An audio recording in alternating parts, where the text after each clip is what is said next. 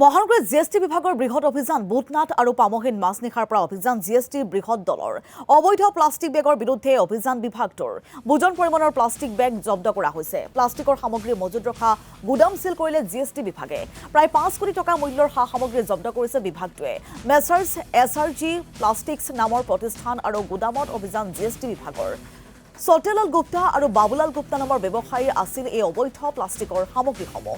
চালানবিহীনভাৱে নিষিদ্ধ প্লাষ্টিকৰ বেগ সৰবৰাহ কৰা 3খন ট্ৰাক জব্দৰ পিছতে ব্যৱসায়ী দুজনৰ গুদামত অভিযান জিএছটি বিভাগৰ।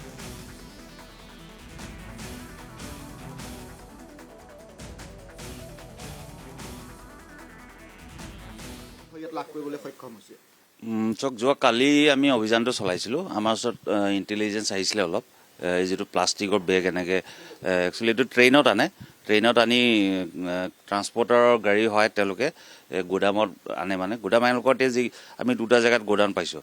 এটা আপোনাৰ পামহিত আছে আৰু ইয়াত আপোনাৰ এটা ভাগকৈ ৰখা আছে। তো কালি ৰাতি আমি 12টা বজাত 3খন গাড়ী আমি ধৰিছোঁ। তো দুখন গাড়ী ইয়াত আনলোড কৰি থকা সময়ত আমি ধৰিছোঁ। ধৰি পিনি যেতিয়া আমি কাগজ পত্ৰ চাইছোঁ একো কাগজ পত্ৰ তেওঁলোকৰ ওচৰত নাই। গোটেই বস্তুখিনি আপোনাৰ উইদাউট জিএছটি যিটো প্ৰপাৰ ডকুমেণ্ট থাকিবলৈ কোনো ডকুমেণ্ট নাছিলে তেওঁলোকৰ। ইয়াত কেনেধৰণে এইখিনি যেতিয়া অনা হয় কেনেধৰণৰ প্ৰক্ৰিয়াৰ মাজেদি আনিব লাগে? জিএছটি আগতে দিব লাগে নে পৰৱৰ্তী সময়ত দিব লাগে এই ক্ষেত্ৰত?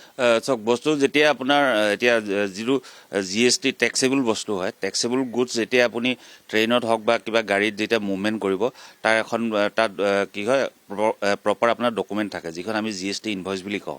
প্লাছ আপোনাৰ যদি বস্তুটো ভেলু এবভ 50,000 হয় তাত আপোনাৰ ইউ এ বিল এখন জেনেৰেট থাকিব লাগে। তো এই বস্তুখিনিত আপোনাৰ না ইউ এ বিল আছে তেওঁলোকৰ, না জিএছটি বিল আছে। তো সেই দুখন মেইন ডকুমেণ্ট, সেই ডকুমেণ্টকেইটা নাথাকিলে আমি বস্তুবিলাক আমি ইণ্টাৰচেপ্ট কৰিব পাৰোঁ।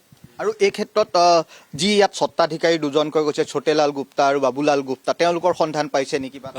ছোটেলাল গুপ্তা একচুৱেলি মানুহ এজনে, তেওঁক ছোটেলাল গুপ্তা বুলি গম পাইছোঁ। তেওঁ বৰ্তমান ইয়াত নাই। তেওঁ ইয়াৰ যিজন কেয়াৰটেকাৰ আছে তেওঁ তেওঁ দিল্লীত থাকে, তেওঁ ইয়াত নাথাকে বোলে।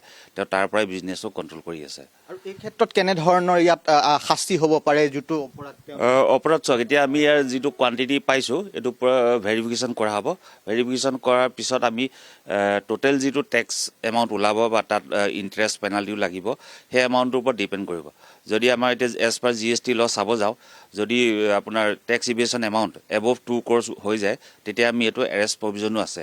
ইভেন 5 crores যদি প্লাছ হয় তেতিয়া এইটো নন বেইলেবল অফেন্সৰ পৰা যিটো আমি এৰেষ্ট কৰিম।